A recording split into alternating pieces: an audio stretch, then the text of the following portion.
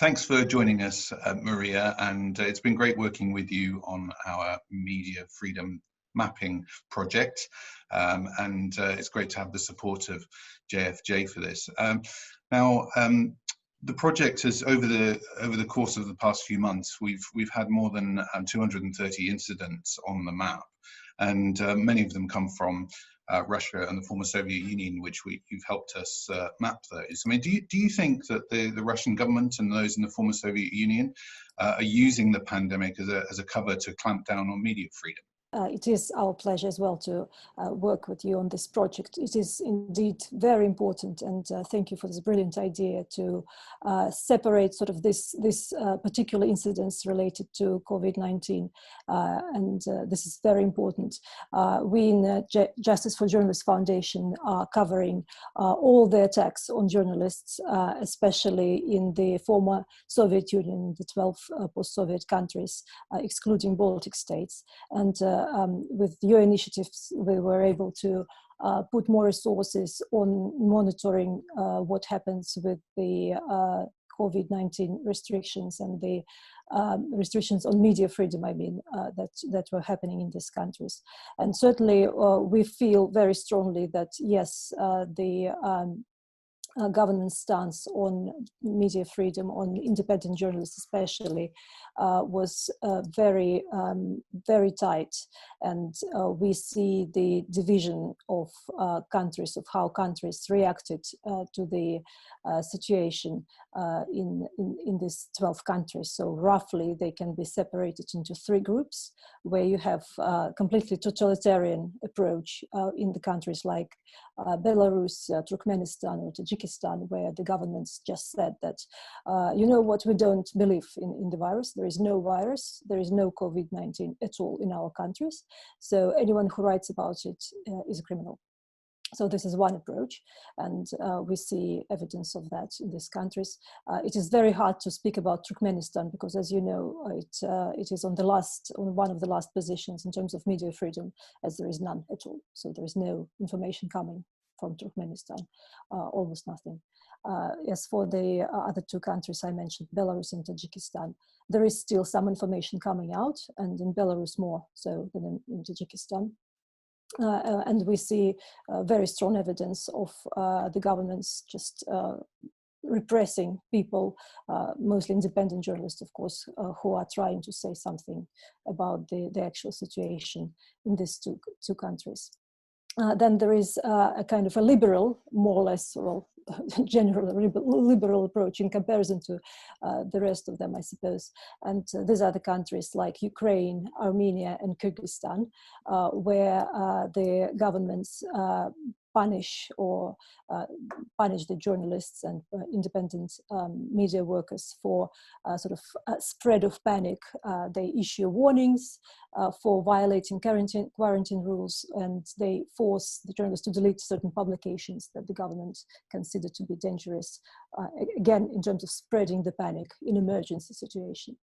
And this is more or less vegetarian, because there are not many arrests, or no arrests at all. Is basically just warnings and short-term detentions for these journalists.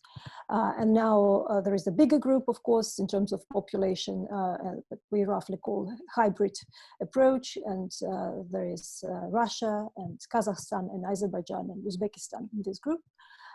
These countries do acknowledge existence of COVID-19, but they manipulate the statistics, as we all know, and they use this as a pretext to curb the freedom of speech even further than it already is. So in these countries, the journalists, independent journalists and media workers are punished and arrested for spreading fake news, for violating quarantine rules, and they are forced to delete publications, and they're beaten up, and they are basically, even the existing laws of these countries are violated when it comes to dealing with this, with the topic of COVID-19.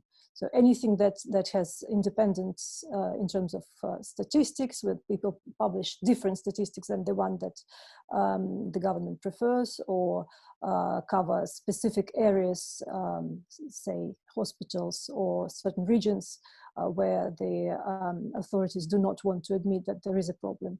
That's where we see the violation of freedom of speech and of independence. And I mean, do you think these attacks were already happening, and we've just, focused on them more because obviously of the situation with COVID? We're the news is coming out more now. But were these attacks happening previously in Russia and those other countries? Yes, certainly so. They were happening. So COVID-19 just gave another reason for them to happen. I mean, in the last, roughly 3-4 months, we registered 235 attacks just on the territory of these 12 countries, which is much bigger than statistically than a year ago, where again, you're right, the repressions are going on. But basically, this is another excuse to further curb freedom of speech and freedom of gatherings.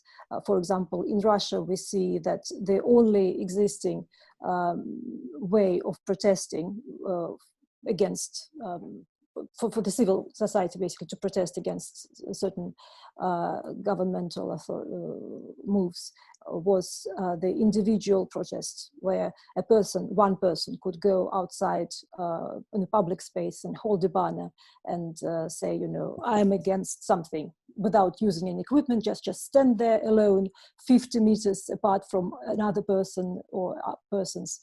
Just this is the only form of protest that was legal in Russia and is legal in Russia. So with COVID-19, this was also forbidden, not legally, but de facto, which means people have no option at all to express their opinion now in this country, and is basically is going the road to Tajikistan and Turkmenistan now. Do you feel that leaders in the region are increasingly acting with impunity and attacking journalists outside their borders? Because I know that we've reported on a number of cases relating to Chechnya, for example, and there seem to have been some incidents relating to them being attacked outside Russia. Have you noted that as well, and do you think that's going to continue? In Chechnya, obviously, there is a situation, it's a continuous situation of extreme lack of freedoms to the population. So we don't know exactly what is going on inside, but when the regional President Kadyrov attacks the journalists, for example, federal journalists, and this is happening regularly, that's how we find out, what methods he uses for that. So the recent one, if we talk about COVID-related incident, that was again yet another attack against Yelena Milashina of Novaya Gazeta, who published an article about the real situation with coronavirus in Chechnya, and of course, Kadyrov took all possible measures. He, as usual, threatened personally the journalists publicly, and he used the kind of the legal mechanisms that exist. So that article was blocked and now is not anymore available on the Novaya Gazeta website. And this is being censored under the so-called fake news law.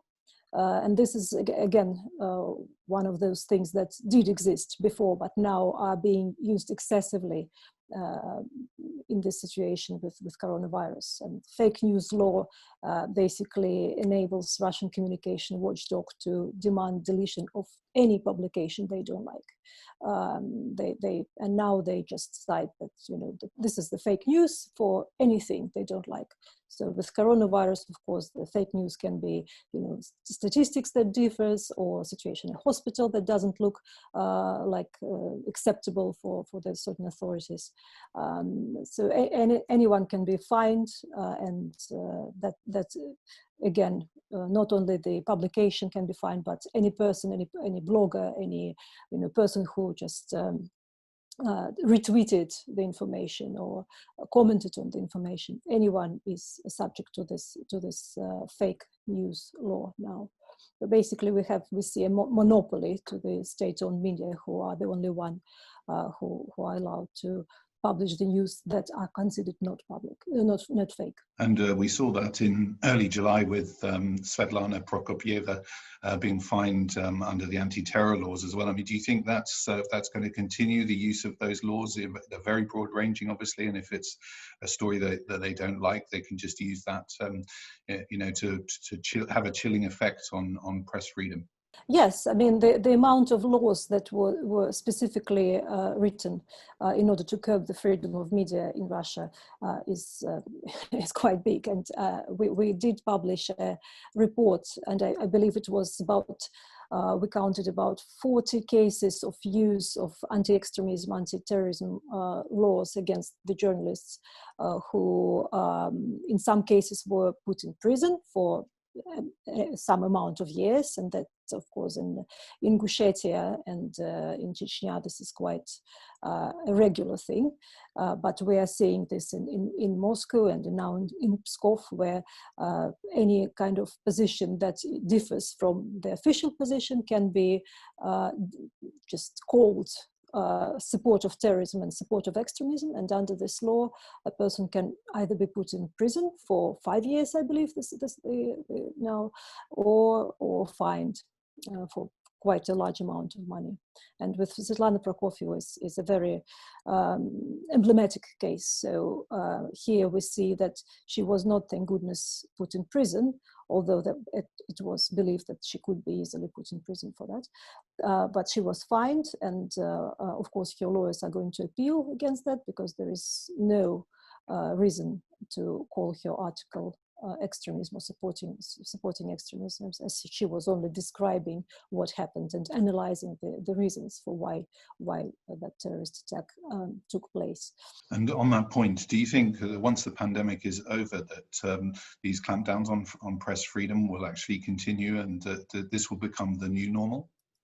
Yes, I believe so. Yeah, I believe so. In countries like Russia, definitely there is no instrument to curb the authorities, the federal authorities' grip on power. So they have no system of checks and balances at all. And of course, the constitution, with its new amendments, now gives a lot more new powers to the federal authorities and to the regional authorities. So no, I don't see any indication of how this situation can be improved. I think it will only be worsened.